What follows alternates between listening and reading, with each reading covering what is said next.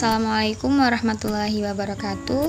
Hai anak-anak, gimana nih kabarnya? Semoga dalam keadaan sehat ya. Oke, kita bertemu lagi di mata pelajaran sejarah kebudayaan Islam. Kali ini kita akan membahas tentang peradaban Islam pada masa dinasti Abbasiyah. Nanti kita akan membahas subbabnya, ada problematika sosial dan kemajuan kebudayaan pada masa dinasti Abbasiyah. Faktor penting berdirinya kekhalifahan dinasti Abbasiyah adalah adanya sosok pemimpin yang kuat sebagai figur di kalangan mereka. Untuk menjaga keberlangsungan sebuah kekuasaan, maka harus didukung oleh kekuatan. Khalifah pertama dinasti Abbasiyah adalah Abu Abbas As-Soffa. Setelah beliau berkuasa, beliau menyebarkan agama Islam keluar Jazirah Arab yang memungkinkan adanya interaksi antar bangsa Arab dan non-Arab. Hasil dari adanya interaksi tersebut menghasilkan suatu kebudayaan. Kebudayaan Islam ini nanti berjalan beriringan dengan kebudayaan-kebudayaan lainnya berdasarkan pada tempat di mana wilayah kekuasaan. Dinasti Abbasiyah ini berdiri berkat dukungan dan bantuan kaum muslimin. Beberapa di antaranya dari Makkah, Madinah, Irak, dan kaum Syiah atau pendukung Ali bin Abi Thalib, serta dari orang-orang Persia. Kemudian ada beberapa golongan penting yang berpengaruh dalam pemerintahan dinasti Abbasiyah, yaitu ada dinasti Seljuk dan dinasti Buwayyah. Dukungan yang meluas itu disebabkan keberhasilan para pemimpin dinasti Abbasiyah yang berkampanye pentingnya persatuan dan kesatuan sesama kaum yang tertindas ketika masa pemerintahan dinasti Umayyah dan sesama keturunan dari Bani Hashim. Interaksi yang terjadi antara masyarakat Arab dan non-Arab memberikan warna baru di bidang sosial dan budaya pemerintahan dinasti Abbasiyah. Mereka bebas menyumbangkan pemikiran, ide, dan konsep yang penting dalam perkembangan ilmu pengetahuan. Selanjutnya, kekuasaan Islam mulai meluas sampai Spanyol di bagian barat dan India di bagian timur. Penduduk negeri taklukan masuk Islam dengan rela hati tanpa adanya pemaksaan. Hal itu terjadi karena mereka menyaksikan sendiri perkembangan peradaban Islam dan tata pemerintahan yang tertib dan teratur di wilayah tersebut.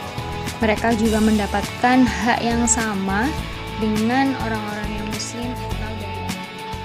Perlu diketahui bahwa perkembangan kebudayaan Islam berjalan seiring dengan penyebaran Islam di berbagai wilayah. Ketika Baghdad dan Andalusia menjadi pusat peradaban dan ilmu pengetahuan, pengaruh kearaban tetap mengakar pada bangsa-bangsa non-Arab yang masuk dalam wilayah.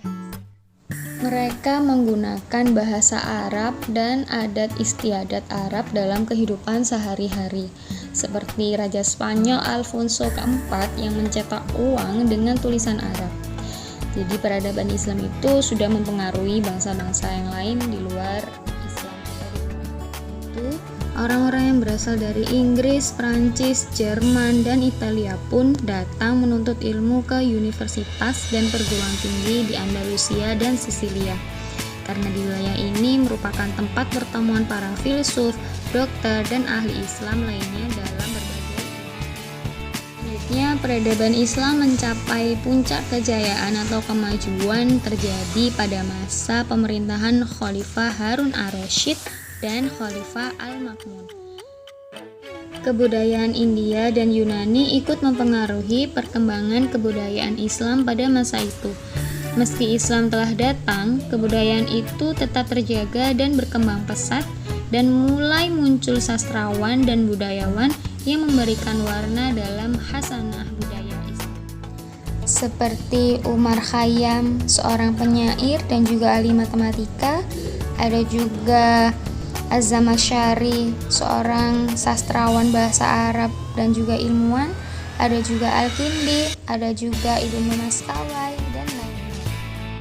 kita berbicara masalah bukti adanya perkembangan kebudayaan pada masa dinasti Abbasiyah, kita dapat melihat melalui peninggalan-peninggalan bersejarah berupa istana, masjid, dan bangunan lainnya yang pada waktu itu sudah mencapai tataran peradaban dunia.